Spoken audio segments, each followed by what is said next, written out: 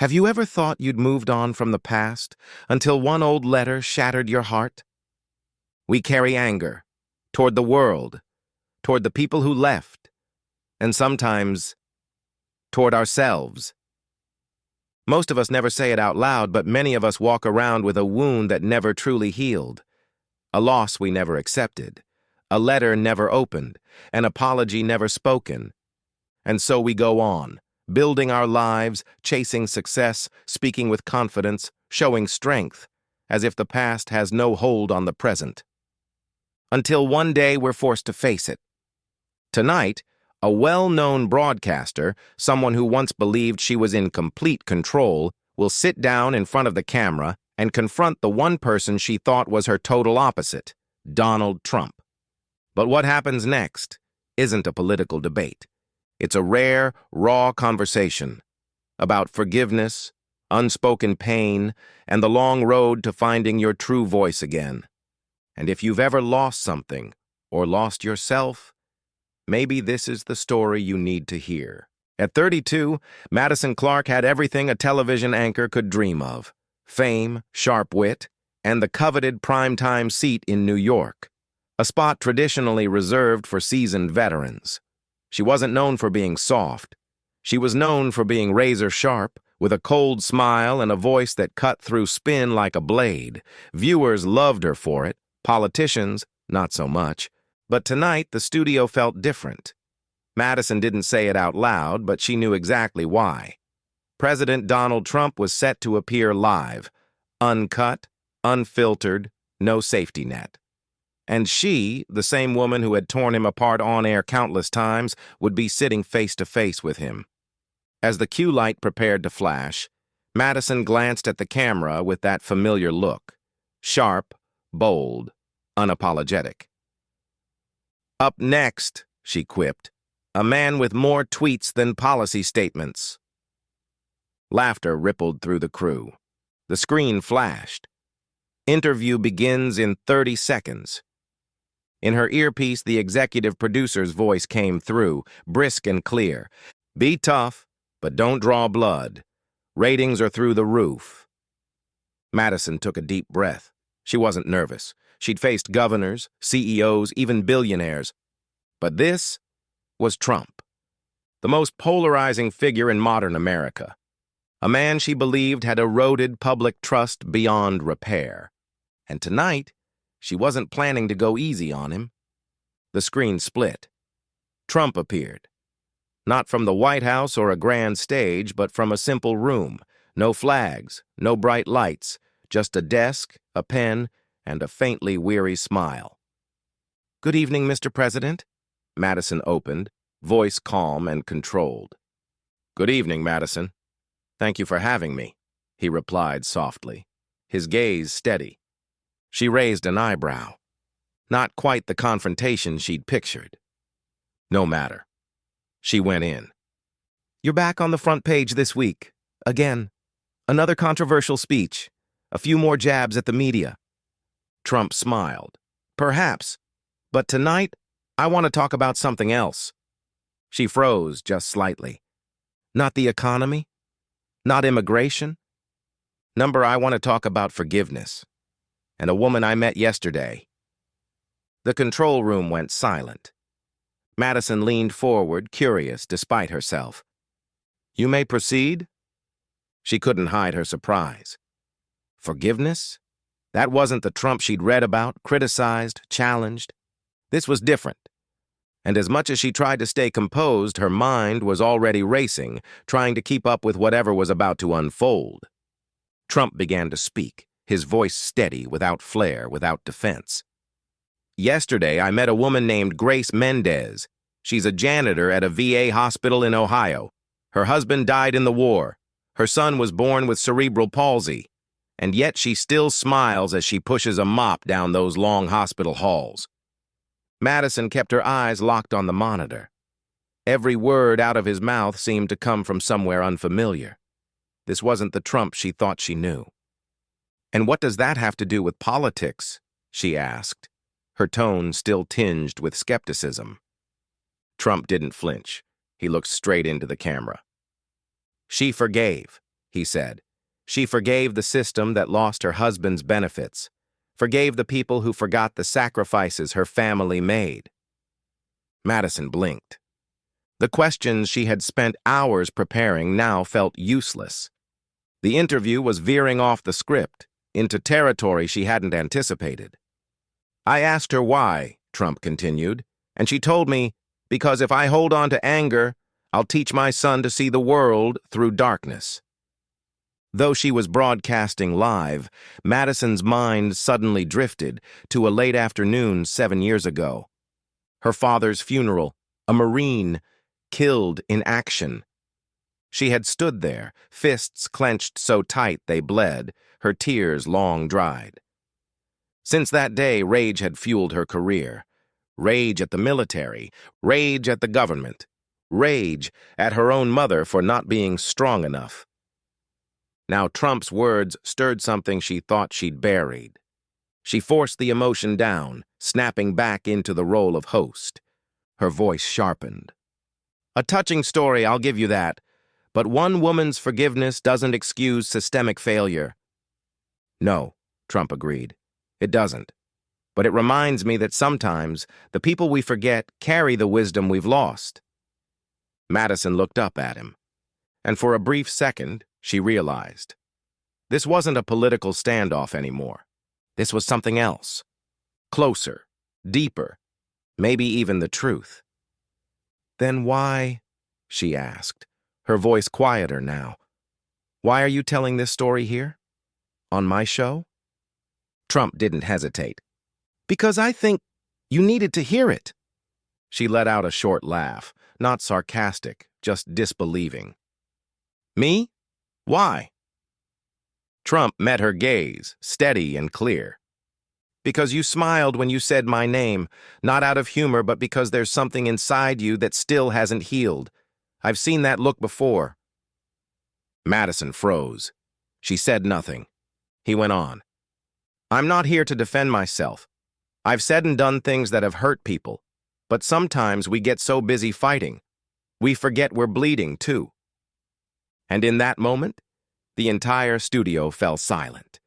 No hum of machines, no cues in her earpiece. No one in the control room dared to breathe. In her chair, Madison sat still.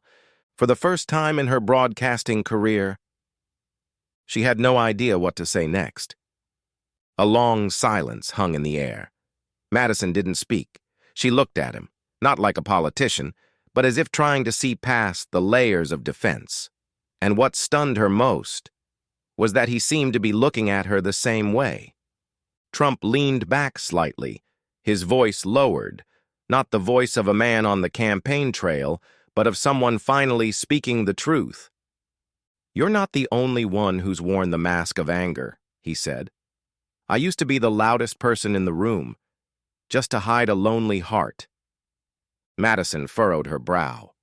That wasn't something she ever expected to hear from Donald Trump, and before she could respond, he leaned forward and pulled something from his jacket pocket, a small, time-worn envelope creased and yellowed with age. Last month I lost a friend, Trump said, a veteran. Before he passed, he left this letter for me. Madison watched intently. Trump held up the letter, then continued. In it, he wrote, "The real you isn't the man you're pretending to be. Let him speak, even if it costs you everything." Madison shifted in her seat. She could feel it. Something was coming, something personal, something no one in the control room had ever planned for. That friend, Trump said, meeting her eyes, his name was Robert Lane. He served with your father. And he mentioned you in the letter, said you had the same fire as your mother. The room seemed to freeze. Madison held her breath. She tried to stay composed, but her hands gripped the edge of the desk. You knew my father?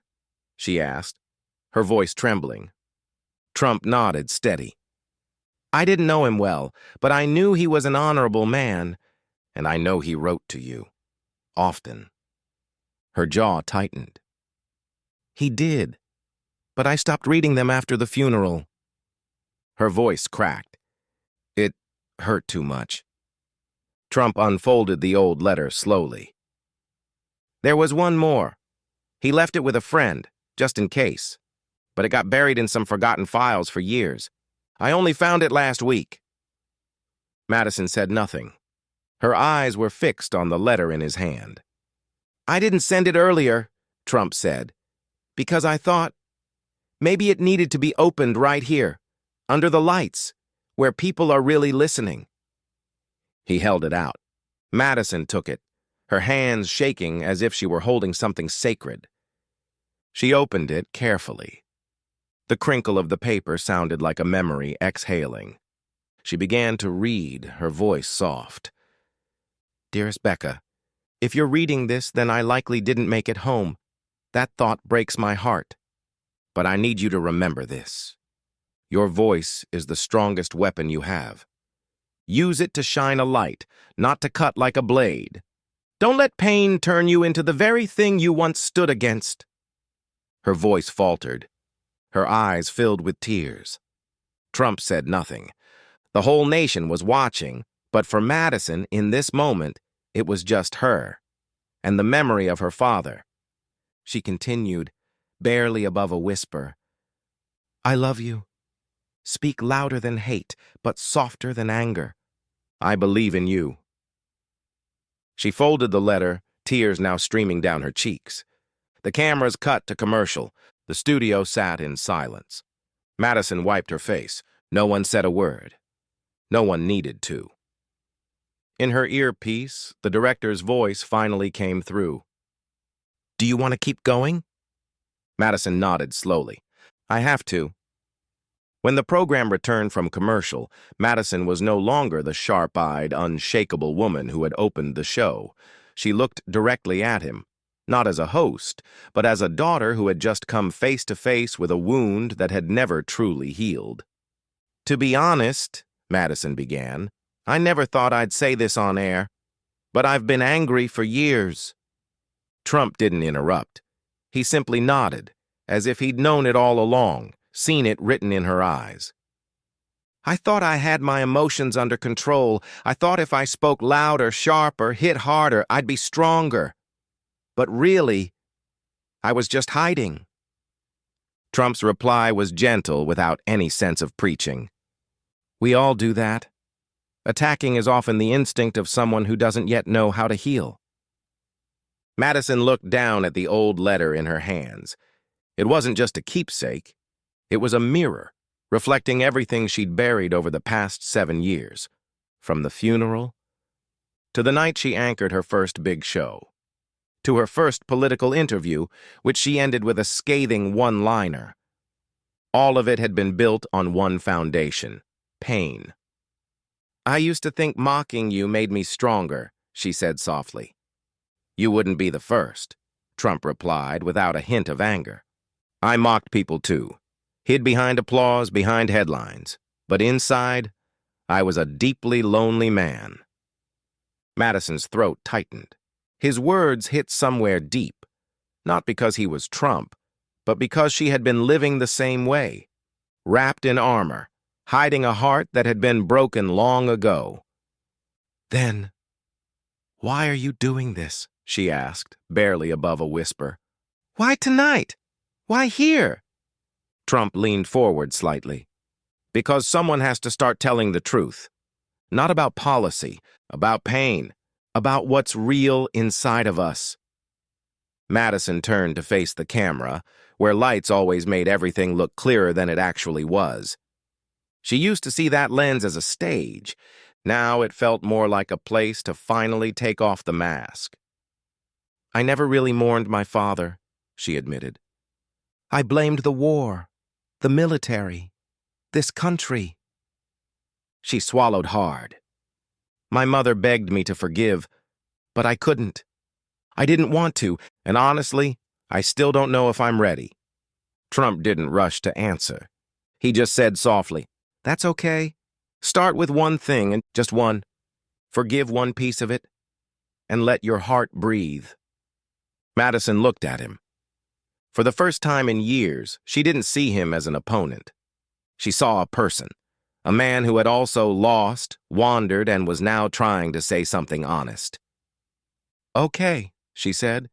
"Maybe I'll start with myself." And for the first time in 7 years, she didn't say it to comfort anyone else. She said it because she meant it, because she was ready to begin. In her earpiece, the director's voice cut in, urgent. 10 minutes left, let's end strong." Madison gently shook her head. She didn't want to end strong. She didn't want to wrap things up with sound bites or viral clips. She just wanted to be real. When the cameras shut off and the studio lights dimmed, Madison remained in her seat, still quiet, her hand resting gently on the old letter from her late father. No applause, no whispers, just silence. A sacred kind of silence, as if no one dared to interrupt what had just happened. Trump had already left the call. No handshake, no closing statement, no request for just a few more minutes. He slipped away quietly, leaving behind a feeling that even Madison couldn't quite name. It wasn't victory. It wasn't confrontation. It was something open, something unfinished. A production assistant approached and leaned in gently. "You okay?" Madison didn't pretend. "No," she said honestly, "but maybe I will be." She pulled out her phone. Her finger hovered over a familiar number, the one she had avoided dialing for years. Mom. The phone rang. Then a soft, familiar voice answered. "Becca, is everything all right?" Madison's voice cracked. "I just read Dad's letter on live television." She paused, then added in a whisper, almost like a confession. "He said I needed to learn how to forgive." On the other end, her mother didn't answer right away. Then she said gently, "He always believed you would. It just wasn't time yet." Madison closed her eyes. A single tear slid down her cheek. Maybe. Now it is. The next morning, every news platform lit up. Anchor breaks down live on air. Trump's emotional turn, genuine or calculated. Madison Clark and the TV moment no one saw coming. Online, the video clip spread like wildfire. Some praised, some mocked, some questioned. But amid the sea of arguments and hot takes, Madison paused at one short, quiet message, a comment that stopped her in her tracks. "Thank you for showing us a real heart." My daughter watched it, then hugged me and said, "Mom, maybe I can forgive too." That's enough. Madison smiled. She turned off her phone, opened her laptop, and began typing. Not a political commentary, not a sharp editorial, but a confession. A letter to her father. In the days that followed, she launched a new initiative, Letters of Light. She didn't ask for debate. She didn't campaign for office. She simply invited people to write one letter, just one, to someone they'd never found the courage to forgive, or to themselves. Letters poured in from everywhere, veterans, widows, children who lost fathers, mothers who lost children. Even politicians, quietly, anonymously joined in. Each letter was shared without names, on social media, in classrooms, on air. And at the end of each broadcast, Madison read one aloud, unfiltered, unperformed, just as it was written. People cried. People sat still. People remembered things they had buried. Even Trump sent a letter. She read it on a quiet Tuesday night. "To the man I used to be, thank you for surviving long enough to become someone better." No applause, just stillness. A silent studio, and for a moment, a country quietly came closer together. One evening, Madison received an unexpected phone call. It was from an aide in Trump's office. "He'd like to invite you to speak at the Veterans Honor Banquet." She was surprised. "Me? Why me?" The aide replied, "Because he believes your voice reached places his speeches never could." Madison paused. "I'm not a politician." "We know," the aide said. That's why it has to be you. At the event, Madison stood among rows of decorated uniforms. No cameras, no dramatic lights, just a microphone and a room full of people who had given everything. She began. There was a time I believed anger made me strong, but it didn't. Forgiveness, that's what gave me real strength. Some wept, many nodded. And Trump, seated quietly in the back, far from any spotlight, just gave a simple nod, his expression calm and at peace. That night, after the deeply moving ceremony, Madison returned to the studio. The familiar room no longer felt like a battleground. It felt sacred now, a place where she had, for the first time, shed the armor she'd worn for so long. She walked to the anchor desk and slowly placed a small glass frame beside her computer. Inside were 2 letters. One was the final letter from the father who never came home. The other was hers, written just the night before.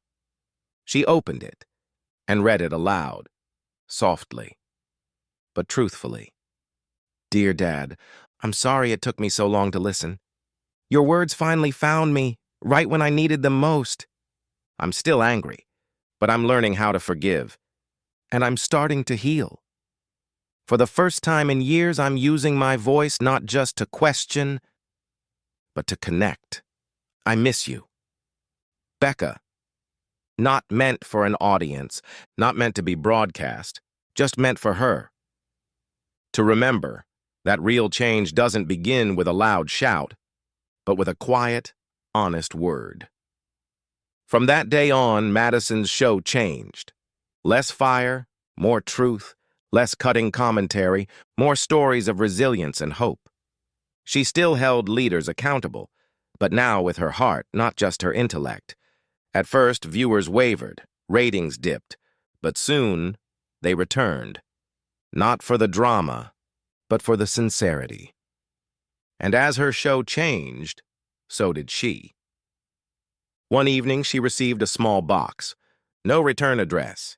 Inside was a golden fountain pen, engraved with 5 simple words. Your voice matters. And with it, a short handwritten note. Thank you. You did what I couldn't. DT Madison clutched the pen in her hand, eyes glistening. No other words were needed. She understood. That night, on national television, Madison Clark looked straight into the camera. Not with a sharp, cold gaze, but with warmth, with honesty. She spoke gently. Tonight's final story isn't about politics. It's about people, about pain, and about how, sometimes, the person you least expect becomes the one who teaches you how to heal. The screen slowly faded, not to black, but to a soft gray, like the first light of dawn.